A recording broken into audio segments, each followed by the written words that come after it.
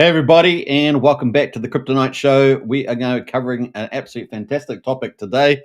Of course, we'll be looking at the shocking truth about China's Navy live fire in the Tasman Sea, and of course, Australia and New Zealand panic. As you guys know, I'm from New Zealand, so it is a direct impact on me in terms of the political ramifications, and yeah, pretty big deal. So we're going to get into all that. Hope you guys enjoy it. Now, many of you around the world may not even be familiar with this happening. We're also going to look how China is expanding into the Indo-Pacific, and particularly as far now as the Cook Islands, and of course a very controversial deal there being made there. This has big ramifications.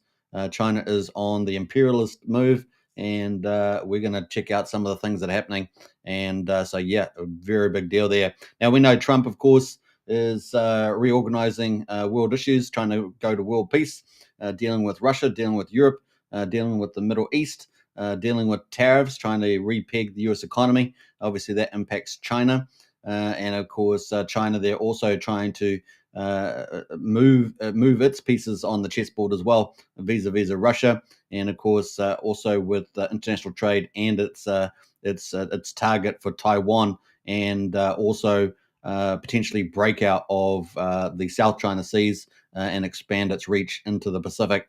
That would obviously come to threaten the United States, which is on the other side of the Pacific Ocean, which, if you didn't know, is about, I think, 6 moons sizes away from each other. So pretty big deal there. So we're going to get into it. Don't forget to get into the chat there. If you're new to the channel, don't forget to subscribe, like, share. And of course, if you want to join our Discord links in the video description. $5 to join up to that, pretty good value. And of course, if you want to join Strategy Club in there as well for crypto, then that's $35 a month. Join up today. Without further ado, let's get straight into it and cover this very exciting topic, the shocking truth about China's Navy's live fire in the Tasman Sea. Australia and New Zealand definitely panicking from that. This is a big deal to see China's ships this far down. So we're going to have a look at all that. All right, so at the moment, we've got obviously the Earth, and you guys would be around the world. So if you're in the United States, across the Pacific, that's all the way up here. And that is where the United States is, of course, Canada, United States, and South America, Mexico there. And of course, that is how far away this issue is. But is it that far away? Well, there's Hawaii, Honolulu there. That's one of the American states as well. And that's what the most westward state, right in the middle Pacific Ocean there. And of course, down further here, we've got the Pacific Islands, right? If you're not familiar with Pacific Islands, right down the bottom of the world, Samoa, Fiji, Tonga, Cook Islands, French Polynesia, New Caledonia, all in the house there. Solomon Islands up here as well. And then you get down to where I am in New Zealand, and you get obviously Australia, of course. Australia there, a huge ally with the United States, really big ally with the United States. Now, obviously, China is all the way up here, China is far away from home, very far. What the heck is it doing down there? That's the question. So here's China, and of course, China has had a lot of provocations here in this the South China Sea down the bottom here. This is where a lot of the issues have been with China. They're trying to expand, and because there's some very valuable minerals in there, and they've got some degree of historical claims that they want to make. Of course, many of them protest those from Vietnam to the Philippines, and of course, here is Taiwan, right? Taiwan sitting right there. With the big China over here. Now, China, of course, has been wanting to get Taiwan back, sees it as a part of China. Taiwan, of course, wants to be independent, and therefore is been resisting. Now, Taiwan, of course, is an economic miracle, particularly around semiconductor microchips, of course, which what Trump wants to get, right? Trump wants to get get that back into the US. A lot of manufacturing used to be in the United States, and Trump's trying to get that back as well. So it's going to be really interesting to see how that goes, because obviously China, if it takes Taiwan, will get the semiconductor industry as well. Taiwanese people, of course, want to be independent and free, and of course they live in a relatively free society compared to China, which is an authoritarian communist state, right? So it is a very, very big deal. Now, of course, many people, and I'm one of them, hold to the fact that China doesn't just want Taiwan, but actually would want to break out of the end of the Pacific there, because they want to be the number one power in the world, right? Take America's place. So that's going to be a very serious issue there. So we're going to scroll down all the way down, back down to Australia. So if you think about it, this flotilla from China, this naval force with two advanced fighting ships, one supply ship, and potentially a nuclear submarine, or a submarine at least, with the contingent, is come all the way down to Australia here, all the way down. This is miles away from home for what? For what? Well, obviously to intimidate, right? So obviously to intimidate, and they've done live fire here. They were up in the Coral Sea, originally seen up there. And then they came floating down into the Tasman Sea. Tasman Sea, for those who are not familiar, is between Australia and New Zealand. The seas can be extremely rough there, given the Antarctic is down the bottom here. So if you've not been down there, which most people haven't, I think there's only a couple of thousand people, most have been down there. This is very dangerous seas when the weather's very bad. Now, Tasman Sea, that's where the Chinese military Navy flotilla is, and they've been doing live fire drills at least twice that I'm aware of down here. And of course, that's caused great alarm to Australia and New Zealand. And of course, it's not just that they're allowed to navigate they've got freedom of the seas. They're allowed to navigate there. Of course, they've come very close to the Australian economic zone, just off the coast of Australia there. And, they're allowed to go in there peacefully. But of course, they have been doing live fire down here. What the heck for, So that is the controversy. And of course, it's very much potentially in reaction to the United States and Trump's positioning in the world. And of course, Australia being the big ally there. Intimidate the big ally and see how far you can push them, right? So that's kind of where we are at the moment. Now, Australia, of course, has a Labor government. They are very weak. They're weak internationally, but they're very good at authoritarianism on their own population. So they've got a bit of that's pretty much it where you get the Marxists in power.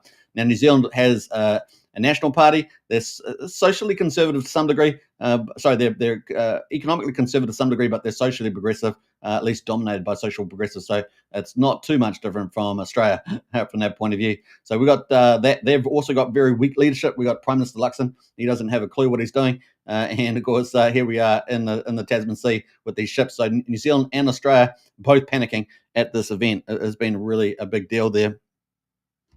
So pretty crazy stuff. Let me just double check here on the YouTube here. I'm just going to do a double technical check.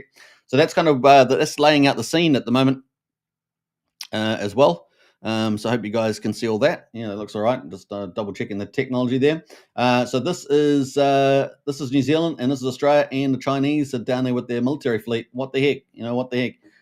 And of course, the only thing that protects Australia and New Zealand is the big ocean, generally speaking. So that is where we are at the moment. Now, we've got a bit of video clip we're going to play to summarize this, and then we're going to get into the detail about this big event. The drama involving Chinese warships in the Tasman Sea has escalated with a second live firing drill this afternoon. It comes just a day after a similar incident in which passenger jets were forced to change course with little warning. Tonight, the opposition and security experts are calling for a stronger response from the federal government. The Prime Minister on a pre-election campaign trail in must-win Tasmanian swing seats. Nice to meet you, Maya.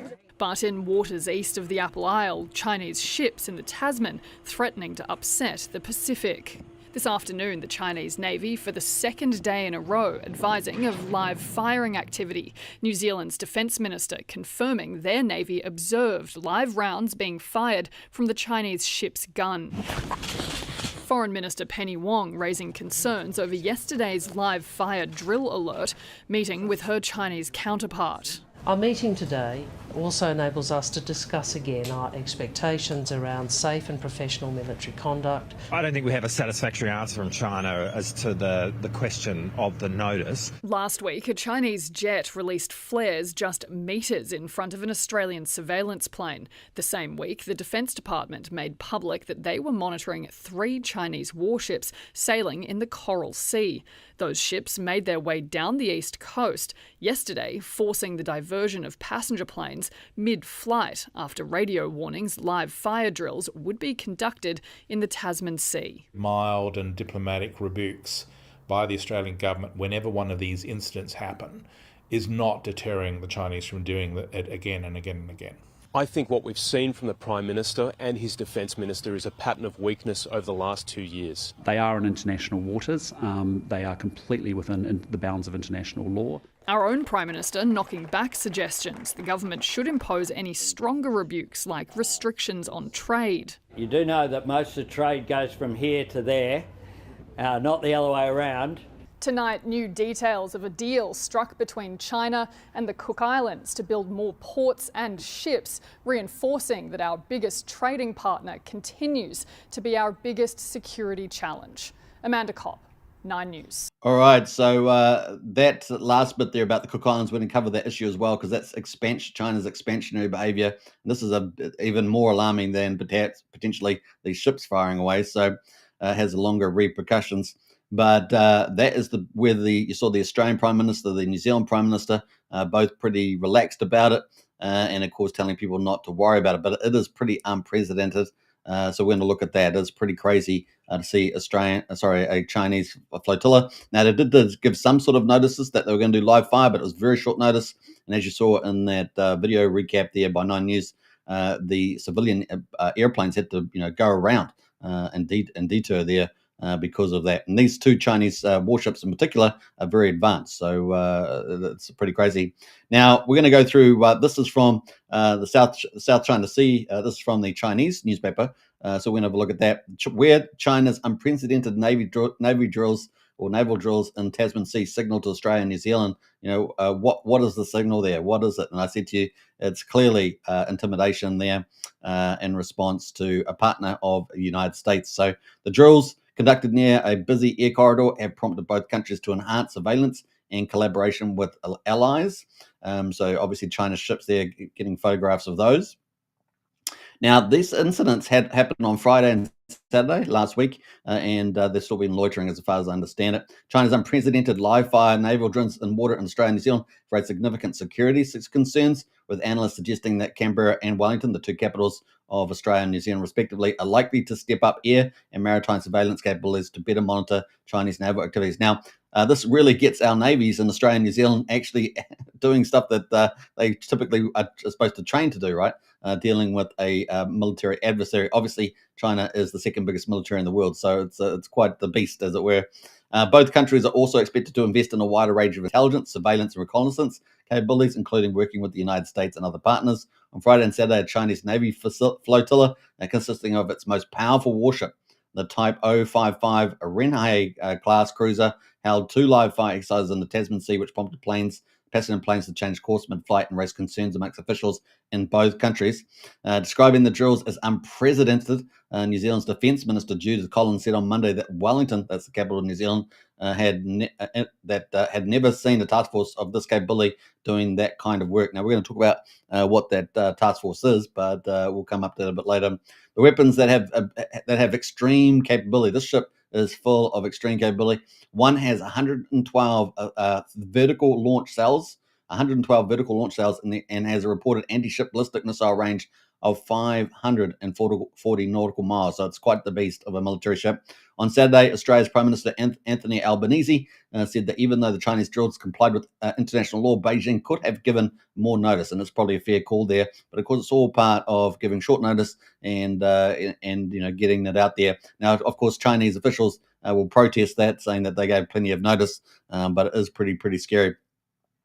Now, typically 12 to 24 hours notice is given for such drills, but Collins said that Beijing only provided a couple of hours, and that, of course, is disputed from the Chinese officials. On Saturday, Australia's Foreign Minister Penny Wong requested an explanation from her Chinese counterpart. Of course, we saw Penny Wong in the video there with Chinese officials, counterpart Wang Yi, when the two met in Johannesburg on the sidelines of a G20 foreign ministers meeting. Now, Penny Wong is a pretty useless MP, but anyway, doing the job there at the moment, at least expressing some issue there, expressing that China's actions were in full compliance with international practices and did not affect aviation safety. China's Defence Ministry on Sunday accused Australia of hyping up the drills and deliberately exaggerating the situation.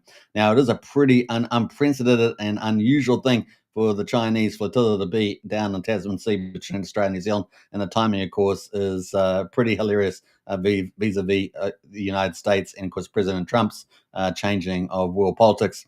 Malcolm Davis, senior analyst at the Australian Strategic Policy Institute said Canberra's response to the Chinese moves would be to set up air and maritime surveillance capabilities in the short term and increase Australian Defence Force operations to monitor Chinese activities. Now, New Zealand is definitely playing its role in monitoring with one of our frigates, and we're going to talk about that coming up. In the long term, we could see greater investments in a wide variety of intelligence and surveillance and reconnaissance. So that is what Australia is going to probably be looking to do. David said the Chinese deployment sparked real concern and intense debate in Australia because the manoeuvres came on the heels of Beijing's very aggressive actions in the South China Sea, with obviously that flare that was put out of the plane in front of an Australian plane there. On February the 11th, the Chinese PLA J-16 fighter jet released flares within 30 metres of the Royal Australian Air Force PAA Poseidon, which was conducting a routine surveillance patrol in international waters in the disputed waterway. That's the South China Seas. And that was from the Australian Defence Minister there. Describing Beijing's move over the weekend as strategic signalling, Davis said they also indicated willingness and capability to project naval capabilities against Australia at a time of its choosing. So there is a big deal here as well. He also noted that China's growing presence in the South Pacific, especially in the Cook Islands, boosted the perception that it might use the implicit threat of force to coerce states in the region. And of course, we're seeing that now they're as far down the South Pacific. They've been going from island to island, but now they're down as far as the South, as the Cook Islands. That's incredible. So we're going to talk about that in a minute. The Cook Islands announced on Saturday that it had struck a 5-year agreement with China to explore deep sea minerals, and it goes much beyond that. So we're going to talk about that.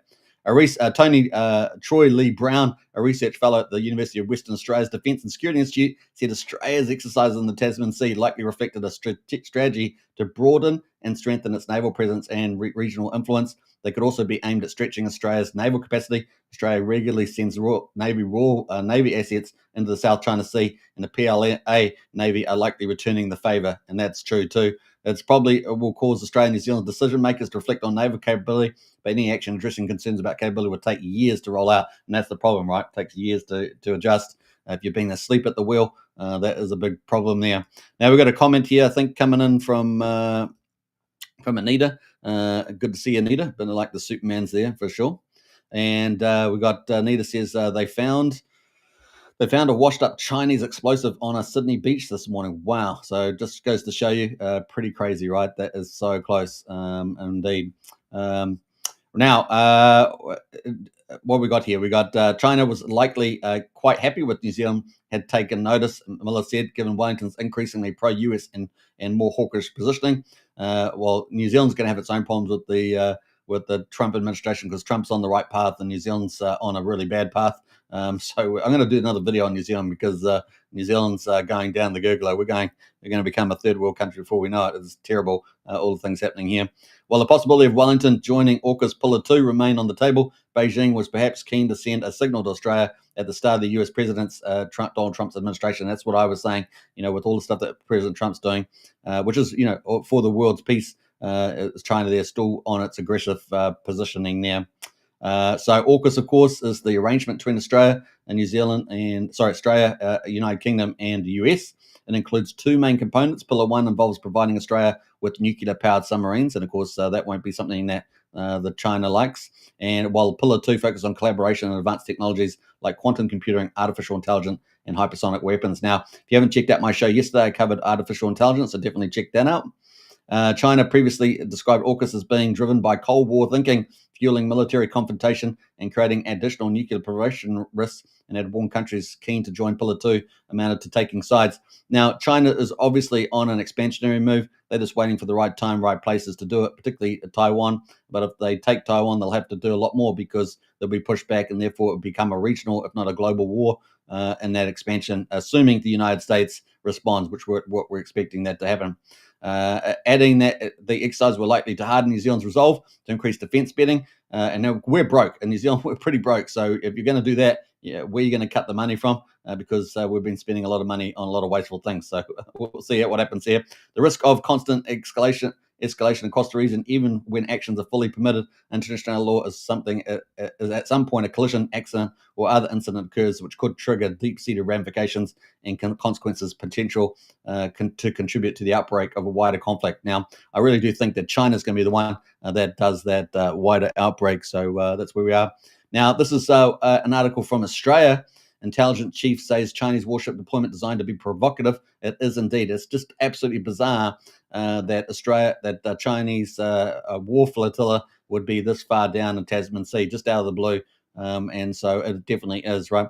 Now, obviously, they can do the argument that Australia's in the South China Seas, but they're doing normal naval operations there. So a bit of a tit for tat. And Australia doesn't go off doing, as far as I know, any live fire operations. So doing live fire, that's another level above there, and that's a very aggressive.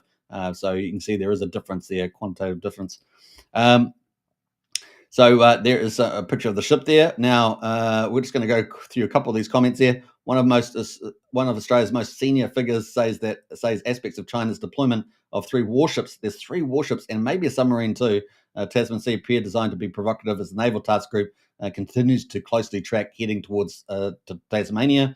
Director General of the Office of National Intelligence, Andrew Shearer, this week delivered a blunt assessment of Beijing's strategic aims for sending the heavily armed flotilla to the region. This thing was packed. These ships are super advanced, saying it was to shape the behavior of states like Australia, really trying to influence Australia vis-a-vis America.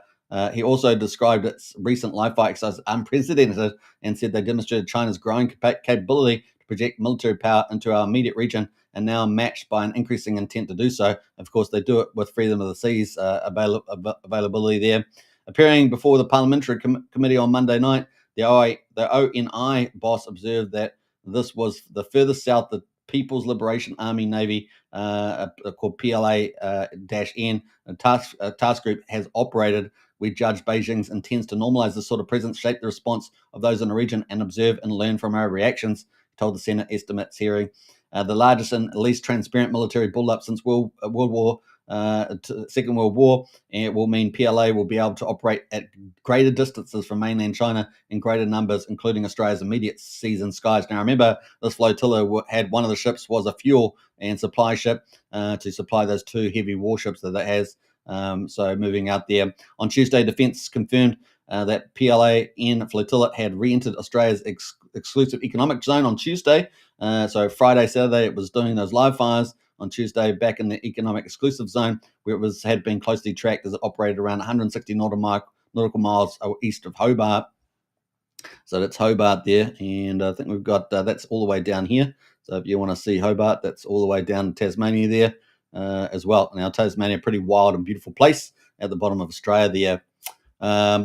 One military figure not authorized to speak publicly told the ABC there was a working assumption that the task force, comprising 3 warships so far from the Chinese mainland for weeks, could have submarine support for at least part of the deployment there as well. Now, obviously, the China's nuclear capability in their ships is not as good as the Americans. So just remember that there are certain limits there. Other navies that boast nuclear power submarines, such as the United States and the United Kingdom, are known to regularly use them during lengthy and complex war missions because they've got nuclear power. They can just keep going all the time, whereas a lot of the Chinese ones are fueled. And that's why some people say that Chinese more of a coastal navy, but of course, here they are. They can deploy them further abroad with fuel supply ships.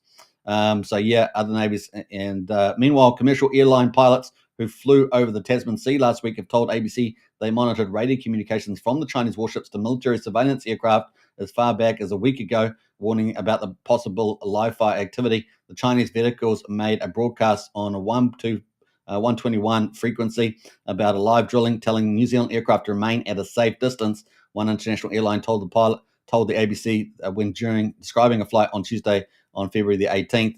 The New Zealand aircraft replied that under international law, they can be there. It occurred a couple of times. Many civilian aircraft heard it and told the Chinese to go away. How about that's pretty funny. It looks like the civilian aircrafts are a bit more bold, than some of the politicians in New Zealand, Australia. This week, aviation officials revealed they were first informed that Chinese live-firing exercise had begun when a Virgin Australian pilot relayed warnings they had picked up mid-flight via an emergency radio signal there. So all drama in the skies and on the ocean there.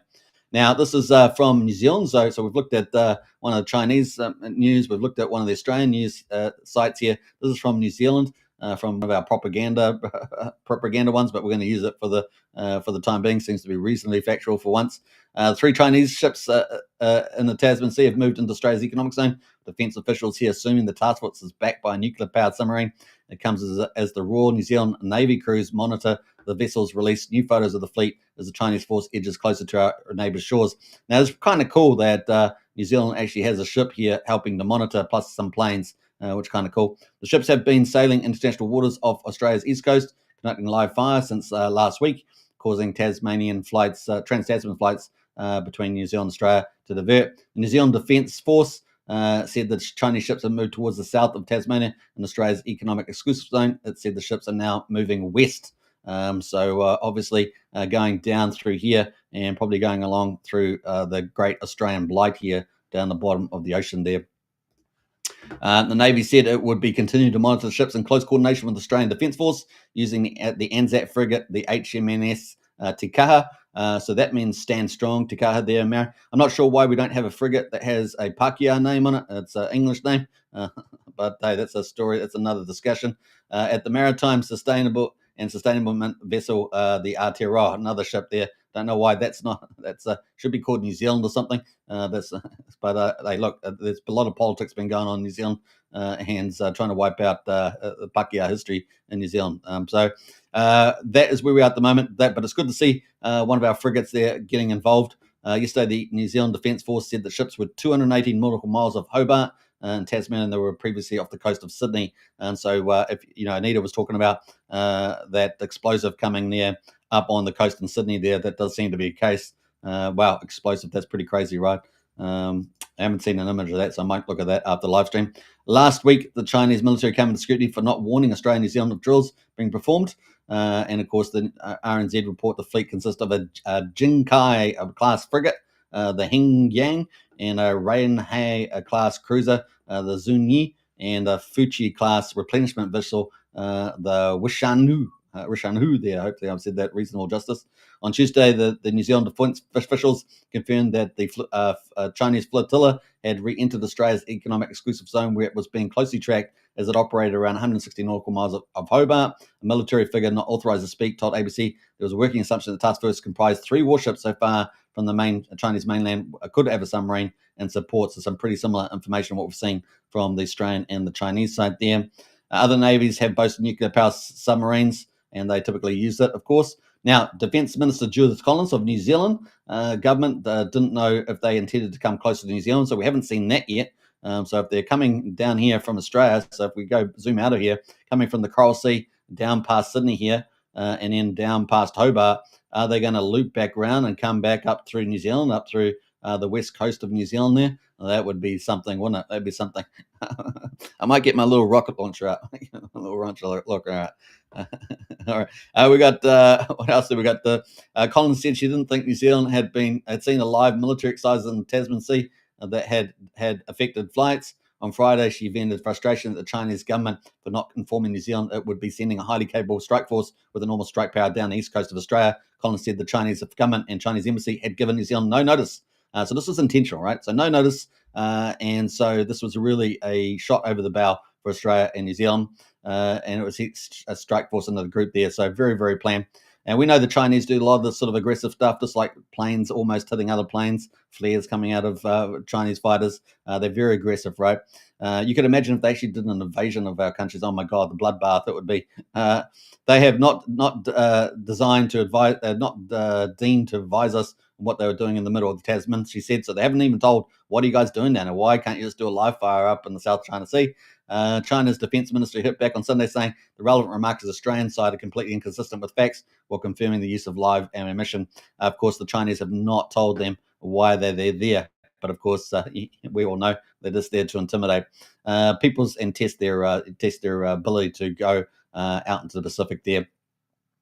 People's Liberation Army there. This is from a US site. Australia and New Zealand forces are tracking a Chinese surface action group operating off the island of Tasmania in Australia, exclusive economic zone. Both militaries announced this week. On Tuesday, the Australian Defence Department issued an update on the planned task group comprising a group of cruisers there and a frigate. and a fleet oiler there, which were both operating around the Tasman Sea. The formation, now this is some extra information here, dubbed Chinese Task Group 107. So that's the official designation there, was operating approximately 160 nautical miles east of Hobart inside the Australian's economic zone there, which they're allowed to do as long as they're peaceful. Defence continues to monitor the task group while it maintains in the vicinity of Australian maritime and is coordinated closely with the New Zealand Defence Force there. Obviously, that frigate of ours, the Te Kaha there, doing that. Now, I'm going to show you how big the respective militaries are, Australia, New Zealand, and China in a minute. So we'll have a quick look at that to see what we're up against. Now, we're going to scroll down here a little bit further and get into a little bit of the piece here, because this release stated that the personal Royal New Zealand Navy frigate Te Kaha reported observing. So the Te Kaha frigate was monitoring from distance the Chinese flotilla there, and of course observing the Zuni firing its main gun. So one of our frigates actually was doing some work and actually got to see the firing there. So they're actually tracking them just to make sure. I don't know what they're not coming to New Zealand. I don't know what they're going to do. I'm not sure. Frigate's got it's got some powerful weapons on it. These two frigates, but I'm not sure how they go clash to clash. That's for sure. Our Tuesday release provided the same location Australia's release, so we know that they're definitely down at the bottom there around Tasmania, heading west. Meanwhile, and of course, while we've got this going off down in Tasmania, we've also got the US and Japan doing ballistic missile defense drill in Japan. So this is tying up the Japanese and American units as well. So if we go all the way back up here to Japan, we've got the Americans and the Japanese doing tests up here. I don't know, probably on the sea of Japan there somewhere as well. So pretty crazy stuff there. And of course, that is called Resilient Shield. Fleet activities there going on. So pretty good. It's providing a lot of forward defense projection there from the United States and Japanese as well. And it also has the commander of the US 7th Fleet. This exercise represents our teams with dynamic, realistic BMD scenarios meant to sharpen our reflexes and our defenses and provide an all-Dominion missile defense capability in the Indo-Pacific theater there. And they've got a number of heavy ships there, destroyers as well. So, and Missile Defense Command, they've got a lot of assets deployed there. The successful defense of the US and our allies from ballistic missile threats requires detailed planning. So that is what's going on there as well. So, and of course, that is, we've got the South China Seas down the bottom here for China, which they're very disputed area. We've got the East China Seas up here, Taiwan in the middle, and then we've got the Japan at the top there. And as you guys know, Japan has given away their pacifist constitution and are now rearming because of the threat of China. China's made it very clear they want to be the number one superpower.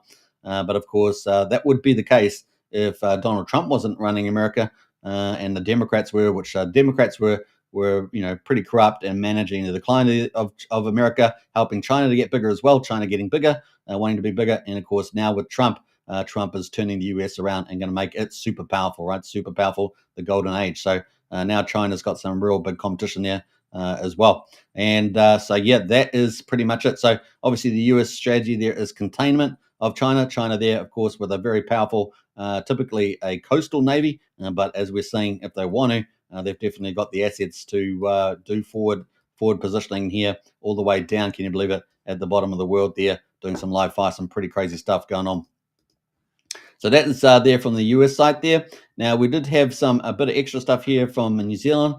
China submarine claim hits back over Australia alert speed. And of course, Defence Minister Judith Collins, that's for New Zealand, has responded to claims the China Navy force group in the Tasman Sea may be accompanied by a submarine, I should say. I'm aware of suggestions that this task group has been accompanied by a nuclear submarine. While Chinese task groups do occasionally deploy submarines, not aware of the reports indicating that this is the case for a particular task group. The comments came as New Zealand Defence Force released new images of the warships off the coast of Australia. So we're going to check those out. And you can see some of those there. Look at that. Pretty badass.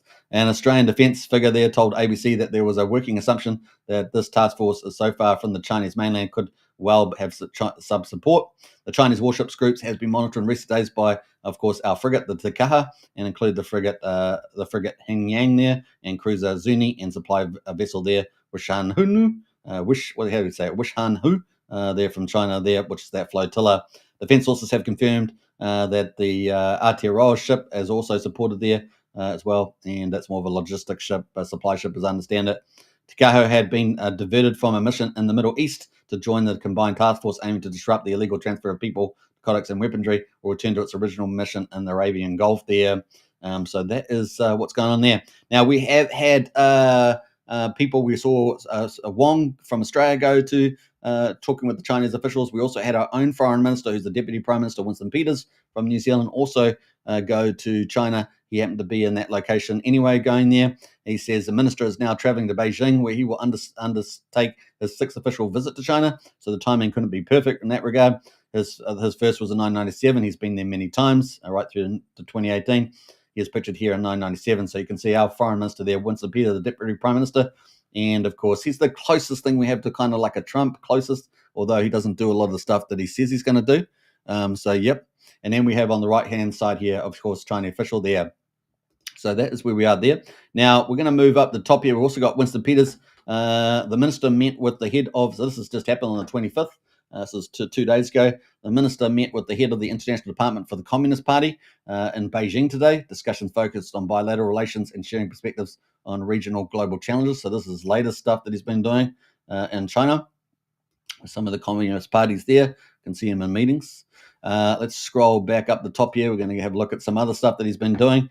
And 25th here as well, on 25th of February, Minister met with the Pacific ambassadors in Beijing. Now, this is very timely, of course, because of the deal between the Cook Islands, and we're going to talk about that next, and the Chinese. New Zealand Pacific ties run deep, and we're proud supporters of our Pacific partners in the region. And this is actually in China, which is kind of the big irony here as well. So all these different members from the Pacific countries in there as well. So that is coming up there. And then we've got some stuff here around education. They're doing stuff around education there as well. And the next one here is probably the big one. The minister met with the Chinese Vice President Han Jing in Beijing earlier today to discuss the important New Zealand-China bilateral relationship, including our strong trade ties and our people-to-people links and global issues of mutual interest. Obviously underplaying the Tasman issue there. And of course, let's see, he's fairly forthright. So we'll see whether he's got any more about that. So there we go. That is New Zealand there in China as at the moment. So pretty crazy stuff there, at least on the 25th of February. So we saw more of that. Now, the other one, of course, we had they had an actual meeting with the Chinese foreign minister. So this is our foreign minister, Winston Peters, Deputy Prime Minister, having a meeting with the Chinese foreign minister, Wang Yi, in Beijing this evening. And there was a remarks there. We're going to close out of that. And then, of course, they actually had the meeting. This is on the 26th, I think it was. 1 hour. This is 1 hour ago. This is hot off the press. This has just happened. The minister has arrived in Mongolia and take the first visit here since 2013. And, of course, they're doing stuff in Mongolia there as well. So you can see that meeting, which is pretty crazy. So that is where we are at the moment. And this foreign minister meeting here, the ministers met China's Foreign Minister Yang Hui overnight, concluding a substantive visit to Beijing over the last 2 days. And of course, you would probably know the Chinese Foreign Minister there. And of course, that would have been talking about, no doubt, the Tasman live fire there from those ships. So pretty crazy times, right? Pretty crazy times. And there's a press release there on that. So we'll have a quick look at that and see what that comes up with. We're pleased to reconnect with the Foreign Minister, they say. Let's just zoom in on this. Let's have a look here, the New Zealand-China relationship. Talk about trade. Let me just jump through some of these. We also discussed strong relationship with Pacific countries. Let's see if they talked about this issue in the Tasman. So nothing, I can't see anything in there about the Tasman there. So pretty weak comment there. So obviously doing the talking behind the scenes seems to be the case there. Now, we did see some countenance here. Some people saying, well, this move is probably too aggressive from China. And of course, they're calling it a Chinese own goal. In other words, they sort of do themselves in by doing this sort of display coming out down to Tasman. How war games in Tasman Sea could push New Zealand closer to AUKUS. Of course, that's Australia, the UK, and US with the submarines, and of course the phase 1, Pillar 1 and Pillar 2 expansion. That could end up backfiring on them. and pushing us towards the US even more in Australia and AUKUS, which is, we don't really have the money, but I mean, if it's that could be the case there. So that is where all the drama is at the moment in the South China Sea. So it doesn't all happen just between the United States and other countries up here in Asia. We're getting the drama down in Australia and New Zealand, and of course that big ocean of ours is not really protecting us from this kind of drama, right? And of course, it has ramifications for the world, one would say. Now we've got Marco in the house there. When did you change your handle? About 3 days ago, Marco. About 3 days ago. All right. Good to see you, Marco. I hope you're doing well out there. And yeah, that's kind of where we are at the moment on here. Australia, New Zealand, at the bottom of the world. Not so much, not so well defended when you got that ability for flotilla to just come down and do some live fire there going around Australia at the moment. All right. So now that wasn't the only drama. So obviously, Australia and New Zealand under a bit of intimidation there from the Chinese flotilla. But what else are we seeing? We're seeing, I just want to bring back to where China is all the way up here. And of course, the Pacific out here, going all the way down. They've been doing lots of weird behaviors with a lot of islands in the Pacific over the years. But now they are all the way down here. Look at it, all the way down to the Cook Islands. So this is our second issue that we're going to talk about here. Cook Islands, China shock, a frog in the pond moment for Pacific security there.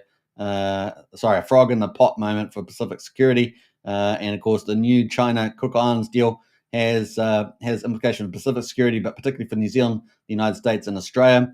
And of course, this is a big, big problem, right? So this has definitely been an issue. And of course, we're going to talk about that.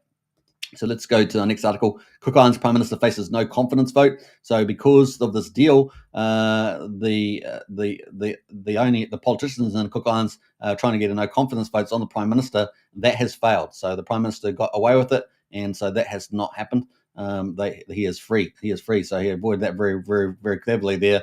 Now, of course, in the Cook Islands here, that is going to be very, very bad because that's going to establish the Chinese here. Now they're going to be looking for minerals off the coast in the deal, but they've also got a bigger deal for potentially ports and things like that. And we know that the Chinese typically use commercial ports as de facto military bases and expansion. And so that's pretty scary from Cook Islands down through to New Zealand. You can see they have island access there, and also to Australia. Also being able to project power from the Cook Islands potentially up into Hawaii, right? And of course, with all sorts of potential there, and of course, even potentially, I guess, as a stopover to the United States there. And of course, that's why Trump decided to shut down. He wants to close down the Panama Canal down here because the Chinese were taking over that, right? And so he was trying to get that fixed up, right, with the Panama Canal. In here. So that is something that Trump was trying to shut down, was controlled by China here, because obviously if they control that, they also are on the doorstep, of course, of the Gulf of America, and of course getting access through here, through Panama, into the US, right? So that is just another pincer movement, one pincer movement by another, giving it more forward access to the United States. So that is pretty serious stuff there. Now, how big is the military? Of course, China's military obviously is huge. We can see here China versus Australia. Now, a defense budget in Australia and in China is about $230 billion or more US. In Australia, it's $42 billion, which is not too bad, but quite a bit smaller than China. Remember, the United States is the number one country with about $880 billion of budgets, defense spending there, which is pretty crazy. Now, obviously, China has lots of tanks and things like that, but they're no good unless you can transport them in big logistical ships, which of course China does have some. But of course, China has a lot of military there, 1,200 fighter jets, and they've just added 500 Mighty Dragon J-20 jets there as well. Obviously, they have a huge army, having the second biggest population in the world, 3.3 million people in their army there. Rocket projections. Now, this is not so bad because it's obviously land-based or more in the South China Sea. China has 2,250 rocket projectors, and these also include supersonics, right? They have supersonic projectors, and that makes them very dangerous against U.S. aircraft carriers. Australia has none, of course. And, of course, the population of China, they're pretty big, 1.4 billion. So there we go. very, very big. Now, obviously, China there has got technically the biggest navy. We're going to talk about that, but it's not as advanced as a lot of the US Navy. So there is definitely gaps there, particularly nuclear powered aircraft carriers. Now, at the moment, China's got I think the third aircraft carrier finishing its testing, and it's got a fourth aircraft carrier under design, which is going to be I think its first nuclear powered aircraft carrier. That's a big deal. There's definitely trying to expand. Now, compare that to the United States, which has 11 aircraft carrier fleets, and many of those are operating around the world at one particular time. It just goes to show Australia is really trying to expand there. And I think once it got to at least 4 aircraft carriers, it'd be very powerful. But really, they're coastal at the moment. Those 3 aircraft carriers, very much coastal projection of power. They can take fuel ships along with them, like we're seeing with this flotilla. But really, until they get a nuclear-powered one, that is going to limit them to some degree. And of course, they're adding other technology on top of those aircraft carriers as well, like electrics and things like that. Electric takeoffs. So we got tanks here. Australia has ordered 4.6 billion new M1 Abrams. So obviously it needs that for a lot of land protection. So it's got 59 there. And of course China has 3,200 tanks, right? But of course the Abrams there are probably a lot better than some of the Chinese ones, as far as I know, as well. Fighter jets. Obviously there's 1,200 fighter jets in China approximately, but fighter jets in Australia about 75. Now, China has Australia has advanced F-35 as far as I know. Also has American assets in China and in Australia as well. So it's not just Australian stuff there. Has 80,000 people in the military personnel, compared that to 3.3 million in China. Of course, the Chinese military would have to get to Australia, and of course that would require ships, which they do have some decent amount of ships to do that. And of course, Australia there, submarines. Australia has 6, China has 79 submarines. So whether that flotilla's got one of these, we don't know. Building 12 new submarines in Adelaide as part of AUKUS. So that AUKUS alliance, very, very big deal there. And of course, there'll be nuclear submarines rather than diesel ones, right? So that's very important there for expansion. And Australia population of 25 million versus China's 1.4 million. Of course, in Australia, that's where they live. So it's got an advantage there from that point of view. But Australia is huge, right? Huge area to protect. Now, we're going to have a quick look at New Zealand. New Zealand does hardly anything. We're broke. We've got bad leadership. Our leadership, we've had bad leadership for decades. They're all traitors, but this is the way it goes. Not much I can do about it. We've got Te Kaha there. That's a frigate. That's the one that is observing the Chinese flotilla. And then we've got the Tamana there. That's another one there. Where's the Pakeha name for a fighting ship? I don't know. We've got a lot of racism going on in New Zealand against the Pakeha, the majority. And just the way it goes. In fact, all Maori are basically Pakehas as well. We've got the Atara. I guess it's a mute point then. We've got the Aotearoa one as well. Another invented name from the middle of the 19th century. And then we've got the Canterbury. So we're finally getting to some Pakeha names. Canterbury name there as well. The Wellington and the Otago. We've got some coastal ships there as well. So that's all we've got in terms of defense there. And this boat here and this one here observing that Chinese flotilla along with the Australians and some planes. Now, that is the military there. So you can see China is very, very powerful. Now, obviously, in Australia, we do have some combination between US facilities. So I think US only has one Navy base in Australia, but does have a lot of shared bases that it uses. And you can see that represented in this activist map here as well. So it's training bases and, of course, some aircrafts and things like that. And particularly the north, right? That's normally where you think about defending from, because that's your forward position towards the Chinese. So that is kind of where we are at the moment on all that. So that is a coverage there on the shocking truth about Chinese neighbours live fire in the Tasman Sea. Australia and New Zealand definitely panicked a bit, but then they sort of calmed down and said, well, there's not much we can do about it. And let's just leave it at that. They probably had some soft words with the Chinese counterparts, both Wong and Peters. They're the 2 foreign ministers. And that's about it. All right, hope you guys have enjoyed that coverage. That's 48 minutes on the hour. Don't forget to subscribe, like, share, hit the bell. If you love this coverage, leave your comments.